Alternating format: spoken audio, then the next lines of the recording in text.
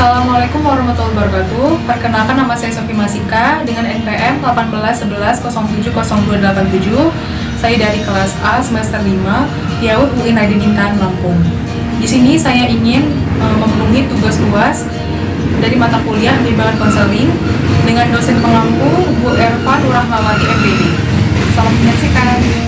Izin perkenalkan diri, nama saya Sofi Masika. Di sini saya ingin mewawancarai terkait dengan perkembangan dari Mbak sendiri. Sebelumnya saya ingin mengetahui nama dari Mbak.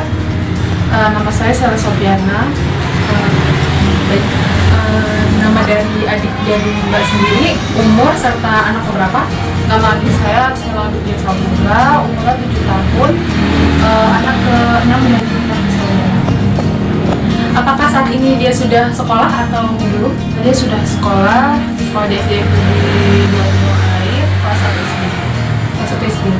Apakah ada perbedaan dari sebelum sekolah? Apa sih perbedaannya dari sebelum sekolah hingga saat ini? Mungkin perbedaannya sebelum dia sekolah yaitu dimana dia belum bisa menulis, membaca, menghitung, dan setelah dia sekolah alhamdulillah dia sudah bisa membaca, menghitung, dan menulis sedikit demi sedikit. Oke, di saat pandemi seperti ini pasti kan ada beberapa kesulitan kan dalam proses belajar melalui internet. Nah, kira-kira apa sih kesulitannya? Mungkin kesulitannya susah mengatur dia dalam belajar gitu. Dimana kalau di sekolah dia sudah diatur oleh gurunya gitu. Dimana kalau di rumah ini dia sangat susah gitu diatur untuk mau belajar gitu, tidak kondusif untuk belajar.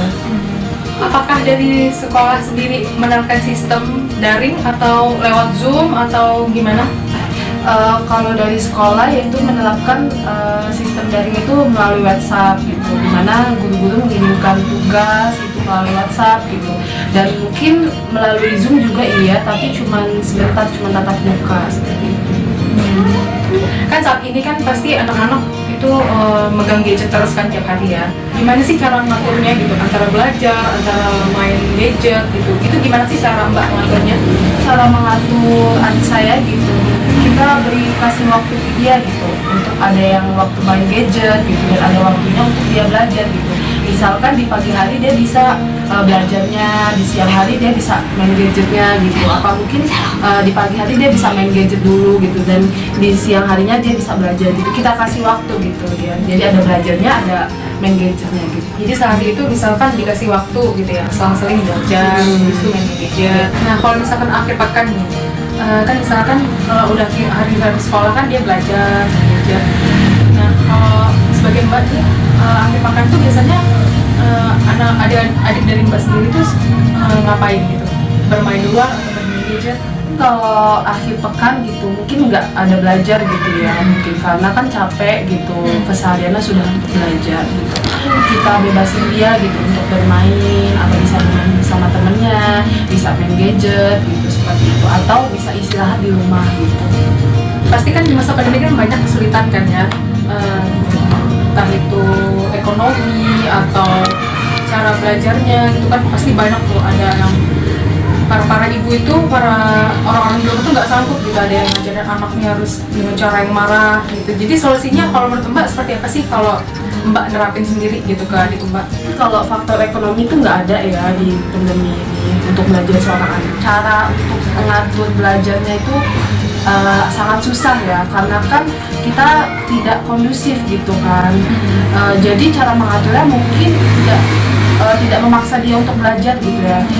Dengan solusinya itu dengan cara mau dia baik-baik gitu, bahwa saat pandemi ini gitu ada namanya belajar gitu, butuhnya belajar gitu. Kalau yang nggak belajar ya kita tidak bisa tahu gitu kan gitu.